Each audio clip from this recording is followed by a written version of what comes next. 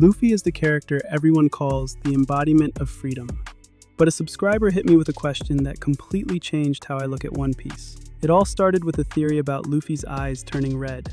That moment during the Lucci fight where some fans believe he was taken over by Joy Boy for a split second.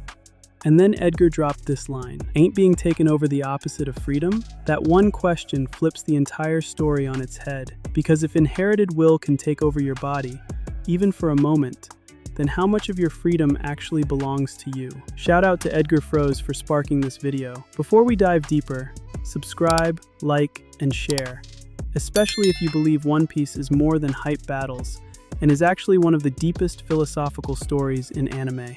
Inherited will versus true freedom. Edgar didn't just question the takeover, he pointed out something most people overlook. It's crazy because the whole concept of inherited will requires some freedom to be taken over. Inherited will requires surrender. Your will must make room for someone else's. And that leads to Edgar's next point, the one that actually blew my mind. How much of your will is really yours instead of someone else's? Think about that. If a will from 800 years ago is influencing your actions, your instincts, your dreams, then are you truly free? Or are you continuing someone else's unfinished story? The paradox of Joy Boy, freedom that overrides you. One Piece treats inherited will as this noble, beautiful idea, but Edgar exposed the dark side of it. If inherited will is a force that takes one over, maybe even without consent, what makes it different from enslavement? That is an insane question, and he's right. If Joy Boy's will can slip through Luffy, even for a split second, then the paradox becomes, Joy Boy's will brings freedom by overriding the one carrying it. A will meant to liberate the world might be limiting the freedom of the person who inherited it, the line that changes everything. But Edgar wasn't finished. He asked the most existential question in the entire conversation. Are you really free if the things you desire are actually inherited instead of created by you? That's not just a One Piece theory, that is a philosophy lecture.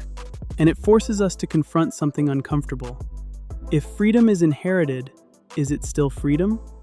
If Luffy's desire to free others, his love of adventure, and even his dream itself come from Joy Boy, then is Luffy following his own dream, or Joy Boy's? Because Edgar's final line nails the terrifying truth. You're pretty much being a slave to a will that you think is yours, but isn't. Bruh. One Piece might be asking, is destiny just another form of control? And are we confusing inheritance with identity? The third path. Luffy becoming more free than Joy Boy ever was. Here's the twist, and the hopeful side of Edgar's observations. What if Luffy isn't losing himself to Joy Boy, because he is more free than Joy Boy ever was? Luffy doesn't become a vessel, he becomes an evolution. Instead of Joy Boy's will replacing him, Luffy's freedom absorbs it. Maybe the will of D isn't about continuing a destiny, but breaking free from the destiny you inherited. Luffy isn't Joy Boy reborn, he's Joy Boy's answer. This entire video exists because of one conversation, one theory, one subscriber who went deep into the philosophy of One Piece. So now I want to hear from you. Is Luffy truly free? Or is Joy Boy's will shaping his destiny? And if inherited desire controls you, are any of us as free as we think we are? Drop your thoughts in the comments, because your comments aren't just feedback, they're the spark for the next Greater Arcs deep dive. If you want more theory videos that hit this level of depth, subscribe, like, and share. Because at Greater Arcs, theories spark conversations, and conversations become entire videos. Let's keep it going.